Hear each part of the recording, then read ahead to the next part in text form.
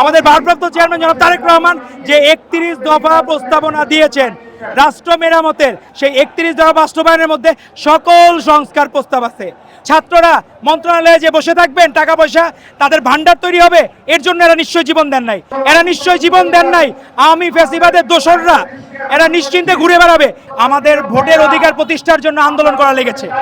এখনো আজকে আমাদের তারুণ্যের রাজনৈতিক অধিকার প্রতিষ্ঠার জন্য সমাবেশ করা লাগছে, এটি অত্যন্ত দুঃখজনক। সবাই সারা বাংলাদেশের মানুষ স্লোগান দেওয়া শুরু করেছে 31 দফার উন্নয়ন বাংলাদেশ, 31 দফার বাস্তবায়ন বাংলাদেশের জনগণের উন্নয়ন। তো সেই ধারাবাহিকতায় আজকে তারুণ্যের সমাবেশ। আমাদের জন্য আফসোসের বিষয় হচ্ছে হাসিনার সময়ও আমাদের ভোটের অধিকার প্রতিষ্ঠার জন্য আন্দোলন করা লেগেছে। এখনো আজকে আমাদের তারুণ্যের রাজনৈতিক অধিকার প্রতিষ্ঠার জন্য সমাবেশ করা লাগছে, এটি অত্যন্ত দুঃখজনক। আমাদের যে এই জীবনের বলিদান, বাংলাদেশের প্রায় 149 জন ছাত্র দলের এনলিস্টেড নেতা কর্মী জীবন দিয়েছে। তারা নিশ্চয়ই জীবন দেন নাই ছাত্ররা মন্ত্রণালয়ে যে বসে থাকবেন, টাকা পয়সা তাদের ভান্ডার তৈরি হবে, এর জন্য এরা নিশ্চয়ই জীবন দেন নাই। এরা নিশ্চয়ই জীবন দেন নাই আওয়ামী ফ্যাসিবাদের দোসররা। এরা নিশ্চিন্তে ঘুরে বেড়াবে, এর জন্য এরা জীবন দেন নাই।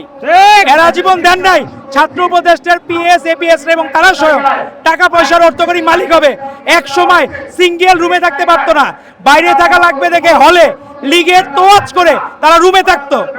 কিন্তু আমাদের নেতাকর্মীরা কোনোদিন আপোষ করে নাই। আমাদের সকল নেতাকর্মী, আমাদের ভারপ্রাপ্ত চেয়ারম্যান জনাব তারেক রহমানের নেতৃত্বে সকলে ঐক্যবদ্ধ।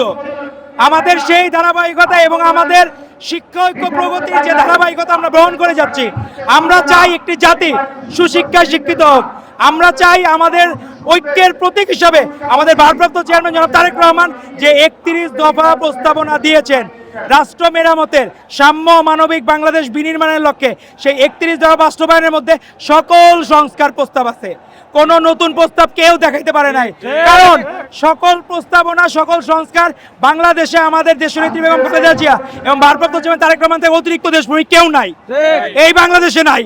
তো এখন যারা নতুন নতুন দোকান খুলে বসতেছেন নতুন কিছু বিনিময় করা, এদের স্টেজে লোক থাকে না। স্টেজের যে কয়টা লোক মিডিয়া ইয়েলো জার্নালিজমের মাধ্যমে সেই কয়টা লোককেই শুধু দেখায়, দর্শক সারির কাউকে দেখায় না।